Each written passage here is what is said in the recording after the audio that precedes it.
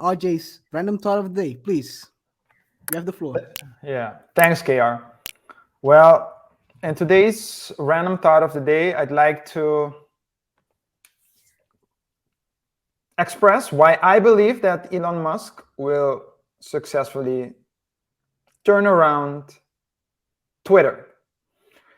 It's not a secret that the acquisition or Musk's acquisition of Twitter has not been smooth, to say the least. To say the least.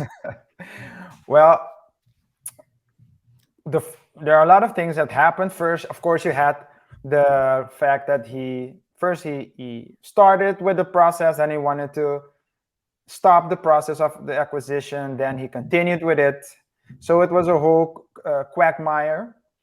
But when he eventually took over Twitter, and that's been like a couple of weeks back, so many things have happened. It's almost a month by now, I think. Yeah, almost. I think it was it was that's 3 weeks ago, 3 weeks ago.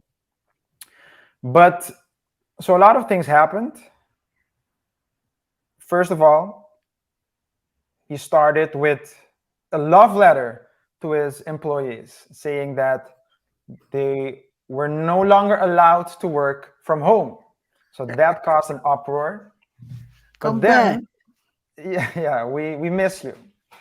But then he started a termination campaign of labor agreements. So he fired people. Approximately 50% of full-time employees and 80% of freelance staff members were fired within the first couple of weeks.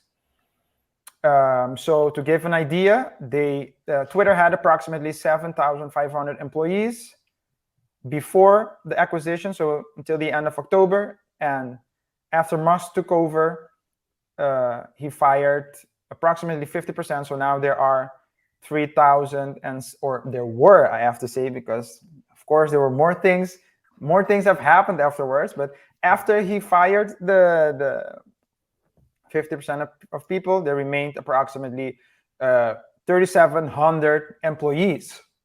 Now you would think that he was done with his implementation or implementation process, but no.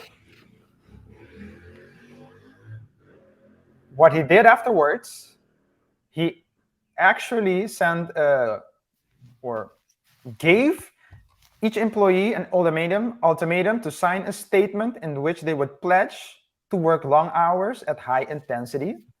And if they didn't, if a failure to do so would lead to them getting fired, and they would receive a severance pay in 3 months as a result. Now, what do you think the employees did? Of course, did they take it? No, of course not. They decided to make a surprising chess move and started to resign in mass. So it's reported that hundreds of employees have resigned in a short period of time, so much so that Musk was forced to, or Twitter, I should say, was forced to close down certain branches. Now, that's probably something that's temporary, but it did happen, or it is happening, I have to say. But I do believe that despite all these setbacks, Musk will be able to turn around Twitter. And I have a couple of reasons for that I'd like to share. First of all, when you give someone an ultimatum, you know that there's a chance that they will say no. That they will. So you're basically, in your mind, calculating or estimating that, or no, I'll go one step further. You're hoping that some people will say, oh no, I'm not going to work with this, because then you wouldn't need to fire them. So that's the first reason. And the reason why I believe that, despite the fact that Musk didn't count on so many people quitting,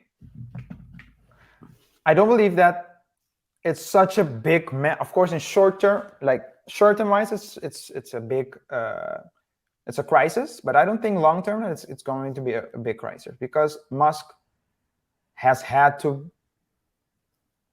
foresee this. So I don't think it's such a big deal. Second of all,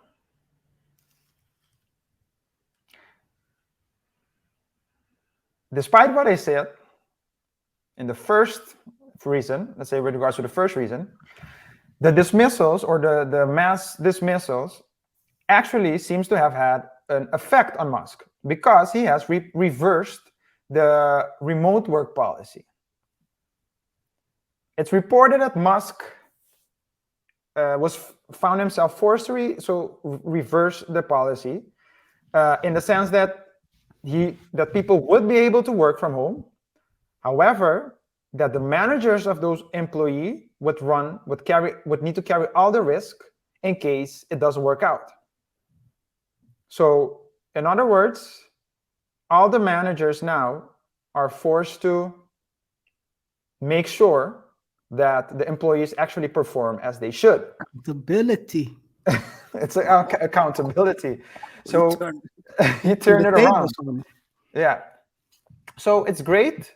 Let's say in short term, it seems like, or let's say you would think that the employees won, and maybe they did. It's a small win, but you can say they won the battle. But I don't think they won the war, especially not the managers now. But third, and perhaps the most important reason is because Musk has a track record of running successful companies. Yeah, and furthermore, he has a record of saving companies. We all know that he did it multiple times with Tesla. He's probably doing it at this moment as well. Now, that being said, I do think that there's an Achilles heel that we need to take into account. And I believe that's his ego / his ambition. I want to explain what I mean by that. Robert Greene, the writer of the best-selling books 48 Laws of Power, The Art of Seduction, and The Laws of Human Nature, once said that being ambitious... What, the 50th Laws of Power? Yeah, that was with 50 Cent. 50 Cent, yeah. Sorry, I'm interrupting. Sorry, continue. My bad. No, you're not interrupting. You're adding. That was the black cover. I remember that as well. But so in that, so Robert Greene said that showing ambition, being ambitious or showing ambition is not a problem on itself. However, it's important that you do not show all of your ambition, especially if you're a very ambitious person. Especially not to employees, because you can overwhelm them. So if you don't show enough ambition, they don't respect you. And if you show too much, you overwhelm them.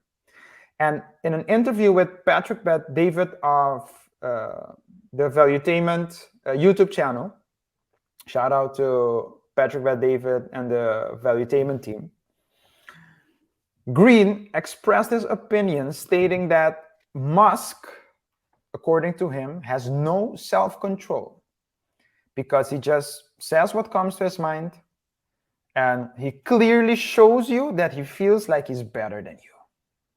And that it triggers people and causes resentment. So I believe that Musk will thrive. However, in order to thrive, I believe he also has to put a management team in place and step back, so that his employees do not feel his presence and or involvement in the company as they do now. If he can manage to contain his ego, and I realize that that's a very big if for Elon especially, I believe that Twitter will grow to become a company that would be even bigger than what it was before Musk acquired it. KR, that's my random thought of the day. Okay. You forgot one thing though. Tell me. maybe it's not that as bad for him that extra people resigned because, as you know, or if you might know, or maybe there is a speculation out there that Twitter might move to Texas. Mm, for tax purposes. Hmm. Yeah, yeah, So it wouldn't be a bad thing for him if more people resign because then he has doesn't have to pay the moving costs of those employees who want to move as well. So yeah. But there is a tipping point, right? that is a So typical, you yeah. I can't mean, have, if they, everyone quits, you don't have a company. yeah, you'll find So people, man. You'll find yeah, people. you'll And definitely. I don't know if it's too early for him to give the keys to someone else. I Maybe don't it know. is. Maybe it's too bit too early right now. Maybe it is. Yeah, we'll see. But Time will tell. we'll see. Time will tell. Or he will run it into the Like his boring company. That's a great one.